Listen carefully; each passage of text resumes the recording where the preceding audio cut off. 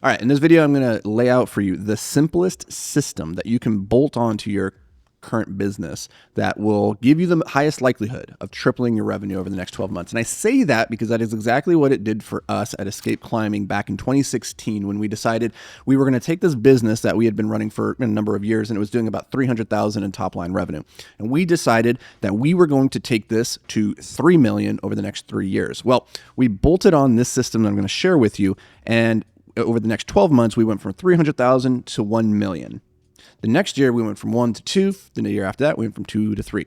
And it's largely thanks to this. So behind the scenes, there was a lot going on from the manufacturing, production, all that side of the equation, right? But the other side was to triple a business means you need to triple the awareness of your business. It's not enough just to take your current customers and sell them 3 times more. You need to bring in more customers at the end of the day. That's what you got to do here. So the simplest way to triple your business, and I think every business owner should have this, is by creating a media machine. Now, over the last couple of years, everybody talks about personal brand, right? Like you should go build a personal brand. And I fell into this trap too. Back in 2019, after I exited Escape Climbing, I was like, you know what? It kind of sucks to have to exit a business and then start all over again. I didn't have any brand recognition. I didn't have a personal brand at that time. And so I decided I'm going to start building my personal brand, but nobody really understands what that means. At the end of the day, they talk about personal brand, but they don't see that this is just the tip of the iceberg. And that's what people can see, but really what you need to focus on is building out everything under the water. That's the machine. That's the media machine that allows that personal brand to skyrocket up into the air and to actually get noticed, right? And so instead of focusing on the output, the thing that we see, the peak of the mountain, we want to focus on the steps that take us to the top of the mountain. And that starts by building a media machine. What I'm going to do here is I'm going to lay out for you a 4-step process that we followed at Escape. I followed it countless times to build media machines. So here's how it works. Number 1, we need to build awareness. We need to have a way of making people aware that you exist because you can't save a soul in an empty church, right? So step 1 is we build awareness, and we do this through one of the platforms that gives us the potential for massive reach, organic reach, preferably, right? So that could be Instagram, it could be TikTok, it could be LinkedIn. Now, the problem with these platforms is that they're algorithm dependent. So what that means is you're going to create a piece of content. It's going to disappear within the next 24 hours. And so it's kind of this puppy mill, it's flywheel that you just have to keep grinding against, keep putting out content. But the beauty of it is that when you figure this out, you can get in front of 1 million people, right? 1 million people that did not know that you existed before that. So here's a couple good rules of thumb for your business. Number 1 is, depending on what kind of business you have, you could create an account on Instagram or LinkedIn around your business. But more impactful, especially if you're sub $10 million, is to build it around you, the person, the owner, the person behind the business. Because even at that level of, say, $5 million a year, people are largely still doing business with you, the owner, not with the brand itself. You're not exactly like the next Kleenex, right? So people aren't going to the store looking for your particular brand. And so build this off the back of your personal accounts. You can also have your professional accounts be putting out stuff there so that you can link it from your personal account. So when they see your bio and it's like, oh, the owner of, dry goods over here, they can go over, they can see that account, they can see some of the product photos. But I wouldn't focus on creating the content on the professional account. I would do it on your personal account. And there, you really want to create content about why it is that you do what you do. What is the problem that you're trying to solve? Who are you as a person on a foundational level? What are the things that you value most in the world? What makes you weird and unique? What would give somebody a reason to want to do business with you rather than the other person down the street, right? So that's number 1, is create it based off of your personal account. Number 2 is, and this was the secret hack that we used for Escape. And I'm telling you stuff that I learned the hard way. One of those being, we did this off the back of Escape Climbing's Instagram account. This was much harder than having done it off the back of one of the owner's accounts. In hindsight, if I had to do it again, I would have done it off of my account or my partner, his account. But we did it with Escape, and it worked just fine. But it was harder, mainly because people are more interested in following people than they are following businesses. But what we did, we would put out content, and then we would go and engage with everybody. We would go find all the micro influencers in our niche. We'd go look at the hashtags for rock climbing, because this was a rock climbing company, right? We'd go find all the climbing accounts and we would engage with their content. We would like what we'd see. We'd leave a comment, right? And every time you're doing that, you're surfing the awareness of somebody else's audience, right? And you leave a comment in one of their posts, people scroll through comments to see what's in there. They're going to see your company, they're going to see your name, and then a high probability is that those people are going to, if they're interested in that industry, they're going to come over to your business and take a look and see what you got. And if you have good content, they're going to subscribe. So that's a secret hack, is go and actually be social on social media. I know it's crazy. So that's step one. Build the awareness machine. You can do that Instagram, LinkedIn, TikTok, doesn't matter to me. Figure out the platform where your avatar is most likely to be hanging out and then go deep there. Number two is we need to start building consideration. It's not just enough to make people aware that you exist with a 60-second video. It's not enough for somebody to become aware that you exist, understand how you can help them, and then decide, I want to work with them. Unless you have a crazy cool product that sells itself because it's so visually stunning, so unique and interesting, or so clear what it does, most people are going to need more time getting to know you and your brand and what you stand for to understand why they should work with you versus somebody else. So you want to create a YouTube channel for this. And here's the key here is you're not just using your YouTube channel as a promotion platform for your products. You're using it as an educational platform to teach people about how to use products. So for instance, Escape Climbing, we made rock climbing holds. We didn't do YouTube videos about our rock climbing. Actually, we did. We did do that. But the videos that were the most important were the videos showing here's how to use these. So if you're a rock climber and you buy these holds, how do you actually put them on the wall to make them safe? That's a video. How do you make routes with these holds on the wall in interesting ways in your backyard? How do you set up your holds on the wall for your child or for an adult? What things do you need to be aware of, right? So you're educating around what the product helps people do.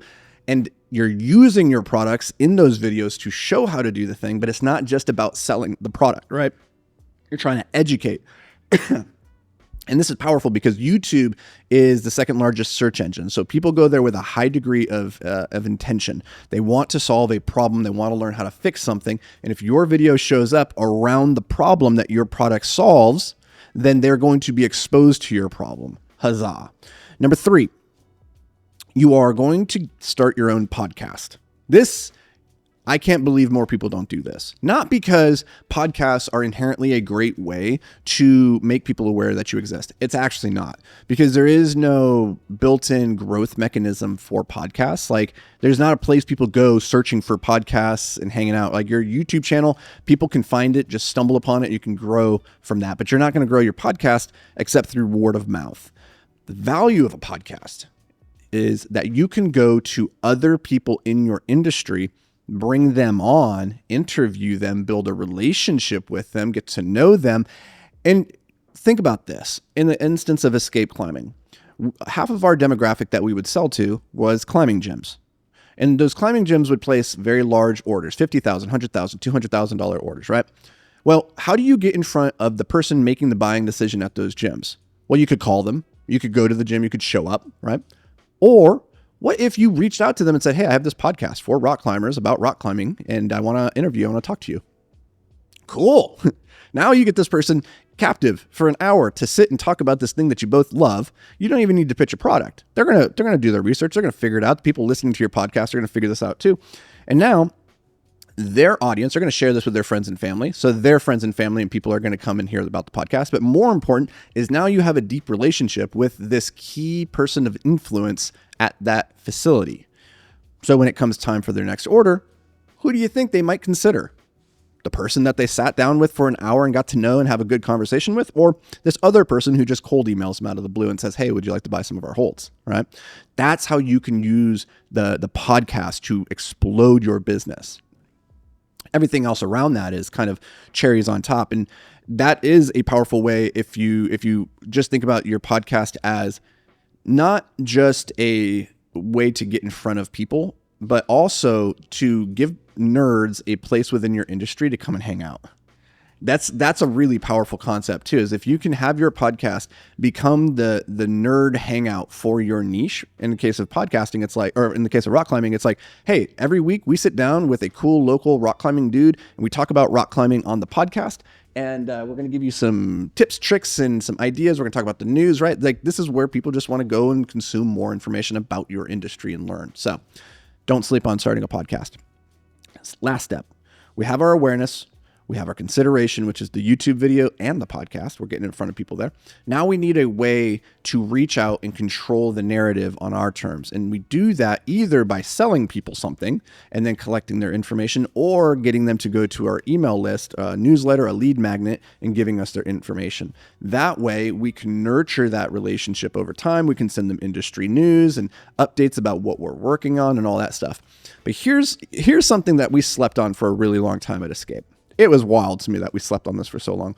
Every time somebody would buy a product from our company, their email would go into our email list. And we had like a list of like, I don't remember, it was probably like 50,000 people that over the years had purchased from us. And we had never sent them a single email about any deals or anything like that. Well, we decided that we were going to change that. We were going to start sending regular emails and we'll see how that goes. We had no expectations. First email I sent out, super basic. Hey, we just rolled out these new holds. We just acquired this company. Here's the backstory of the owner. Here's what the plan is for the future. Pretty cool stuff. Go check out the holds. That one email, within an hour of sending it, we had $10,000 worth of sales. It was like, what the hell? Did we just figure out a cheat code like to making money? Sure enough, every time we'd send an email, and we still weren't sending them very frequently. It's like one every 2 weeks. And honestly, if I went back in time, I'd be like, we should be sending that every single day. Like, keep sending the goddamn emails. But every time we'd send it, it'd make like $10,000 to $20,000 like that. So send your emails, collect people's information, and then have a way of getting in front of them. Because the big problem with Instagram, big problem with podcasts, big problem with YouTube videos like this is I make this video, I have no way of making sure you see it. And so the email list is a way for me to make sure that you see the thing that I create, because a good email list is going to have like a 30 to 50% open rate. So if you have 50,000 people on your email list, you can guarantee 20 to 25,000 are going to open it. That's pretty damn good awareness. Whereas if you have 50,000 subscribers on Instagram or YouTube, maybe 5% of them are actually going to get served the video. And so that's how you want to think about building your media machine, so you can bolt it onto your current pre-existing business. And if you do this for the next 3 years, I promise you, your business will explode. You will have this new, very powerful acquisition channel, but it takes time to get the flywheel going. We got really fortunate in that first 12-month period that we unlocked it pretty quickly. We were very committed to making it work. It might take longer for you, but I believe that you can do it. If you believe that you can do it. Now, if you need help with this, if you need help building out your media machine and you would like some help, go to beyondtheapex.com. You can apply for the group coaching program. We can walk you through step by step the process that we've used to grow on LinkedIn, grow on YouTube, grow on all the different channels. And maybe, just maybe, we get a chance to work together and blow up your business. That'd be pretty cool. So that's going to do it for me, folks. I'll see you in the next episode.